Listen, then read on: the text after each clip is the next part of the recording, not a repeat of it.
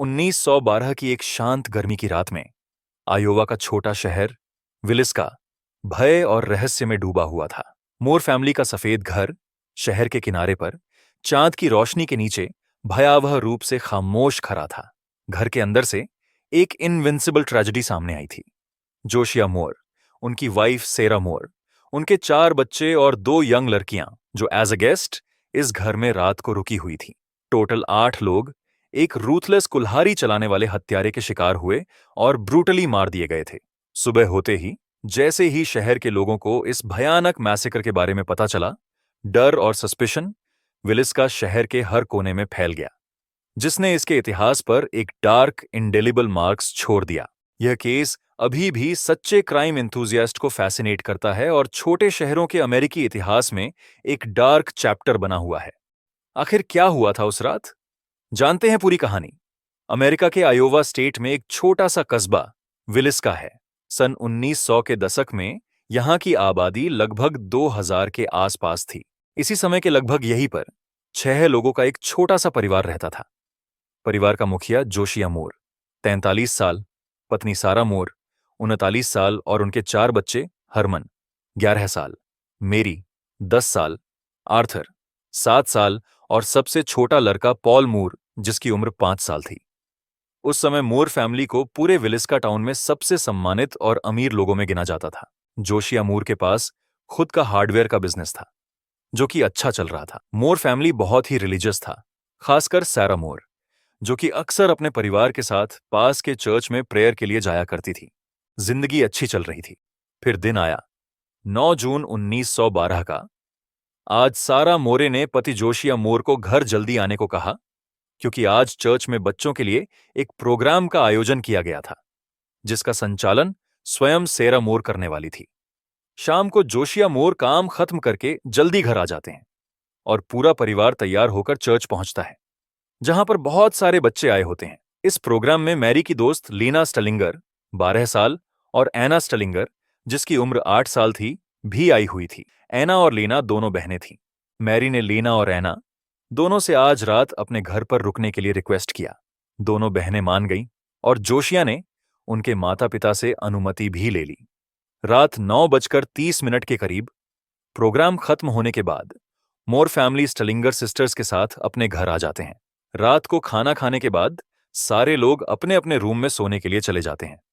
चूंकि प्रोग्राम से आने पर सभी लोग काफी थके हुए थे, तो सब जल्दी सो जाते हैं। 10 जून 1912 की सुबह जोशिया मोर की पड़ोसी मैरी पैकेम नोटिस करती हैं कि आज मोर फैमिली के घर पर बिल्कुल सन्नाटा है।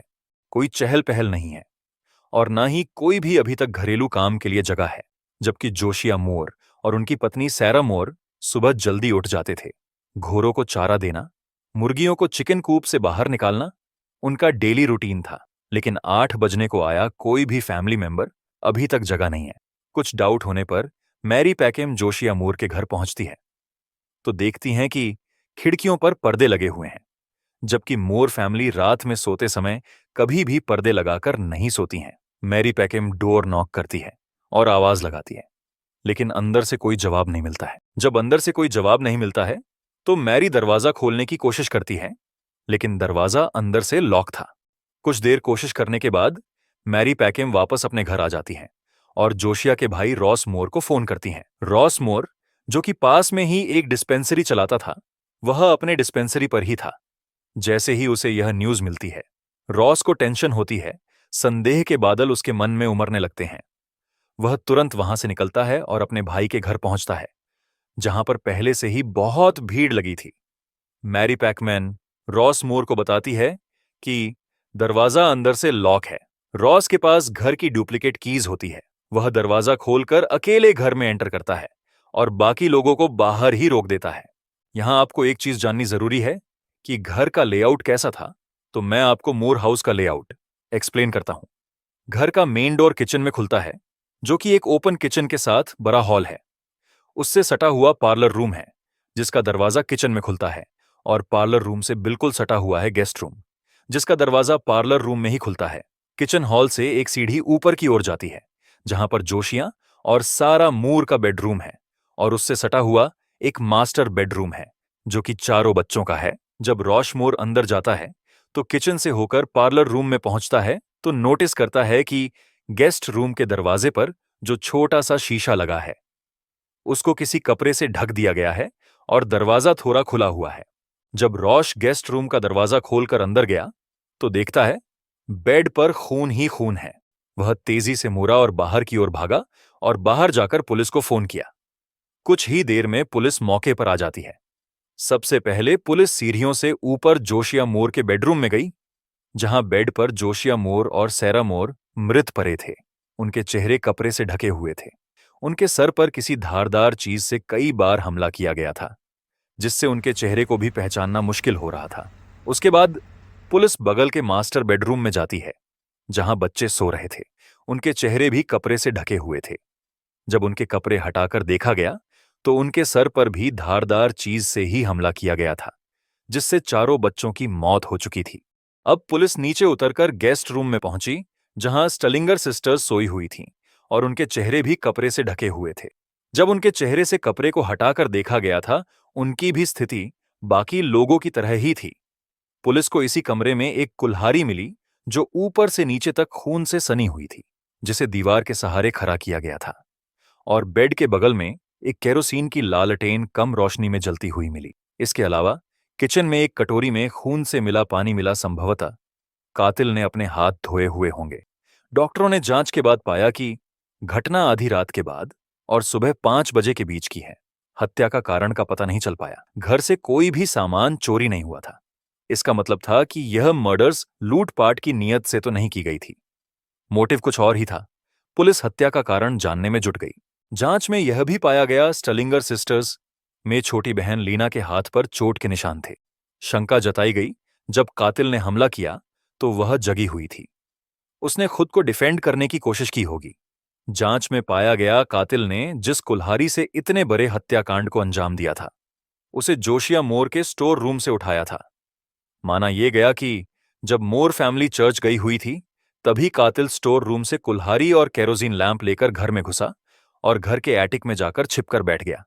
मोर फैमिली खाना खाकर ऊपर अपने कमरे में सोने के लिए चले जाते हैं, जबकि स्टलिंगर सिस्टर्स को सोने के लिए नीचे गेस्ट रूम दिया गया था। आधी रात के बाद कातिल एटिक से बाहर निकलता है और अपने साथ लाए लैंप को मध्यम रोशनी में जलाकर जहां जहां कांच की खिड़कियां और दरवाजे थे, उसे कपड़े से ढक देता है। उसके बाद वह जोशिया मोर और सैरा मोर के कमरे में आता है। दोनों को गहरी नींद में सोता देख उन पर हमला कर देता है। नींद में होने के कारण उन्हें संभालने का भी मौका नहीं मिलता है। उन दोनों के सर पर कई बार हमला करता है, जिससे उनकी मौके पर ही मौत हो जाती है। उसके बाद कातिल मास्टर बेडरूम में सो रहे उनके बच्चों के पास जाता है। सोए हुए बच्चों पर भी ऐसे ही हमला करता है, जिससे उनकी भी मौत मौके पर ही हो जाती है। मूर फैमिली को खत्म करने के बाद किलर नीचे गेस्ट रूम में पहुंचता है, जहां स्टलिंगर सिस्टर्स सोई हुई थीं, और उन पर भी हमला कर देता है। सबसे पहले वह ऐना के ऊपर कुल्हाड़ी से वार करता है, जिससे लीना जग जाती है और वह खुद को डिफेंड करने की कोशिश करती है, जिससे उसका हाथ इंजर्ड हो जाता है।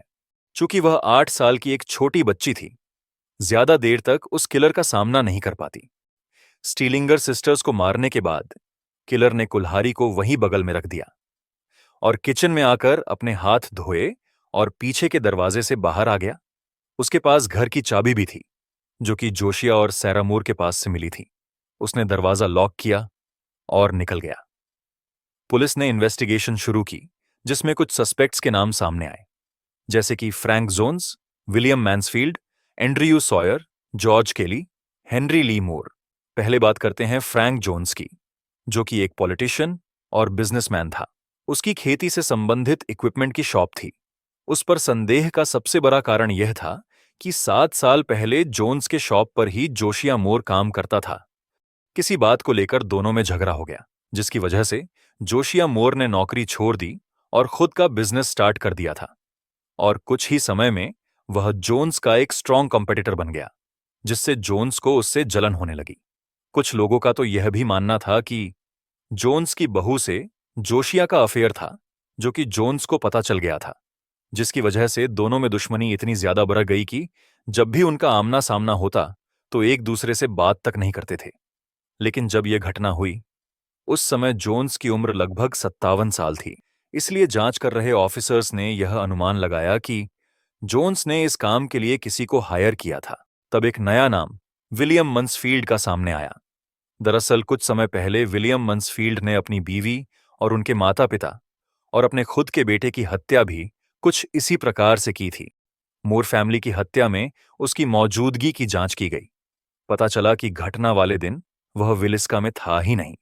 इस घटना का तीसरा और सबसे बड़ा सस्पेक्ट का नाम जॉर्ज कैली था।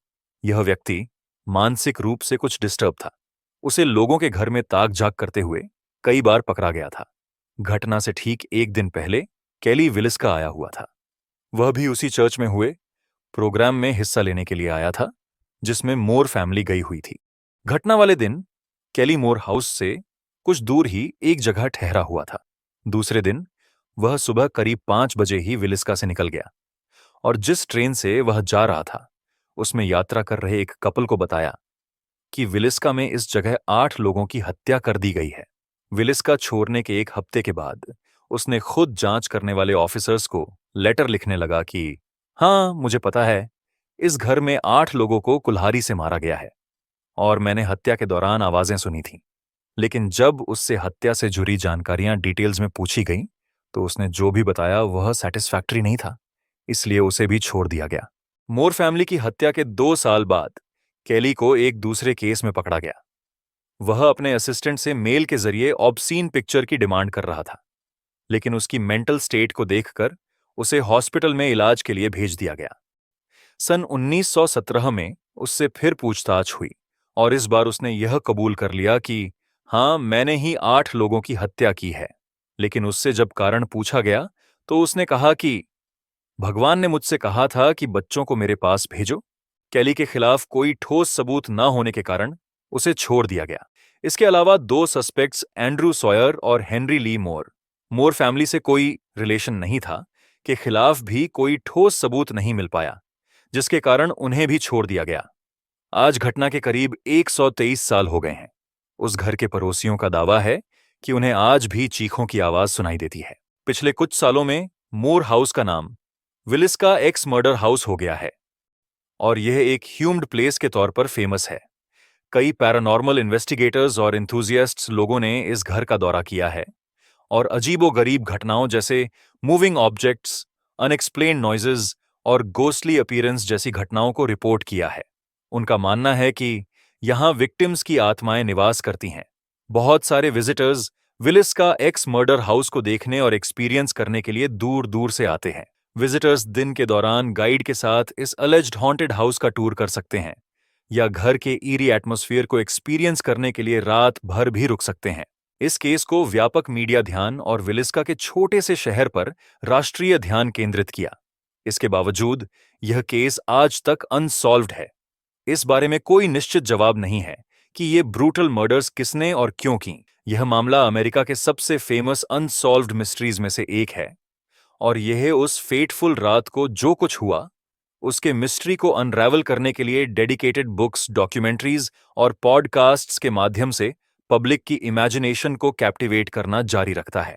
विलिस्का एक्स मर्डर्स का कम्युनिटी पर गहरा इंपैक्ट पड़ा और इसने होम सिक्योरिटी तथा 20वीं सदी के शुरू में लॉ एनफोर्समेंट द्वारा ऐसे मामलों से निपटने के तरीके में चेंज लाने में योगदान दिया।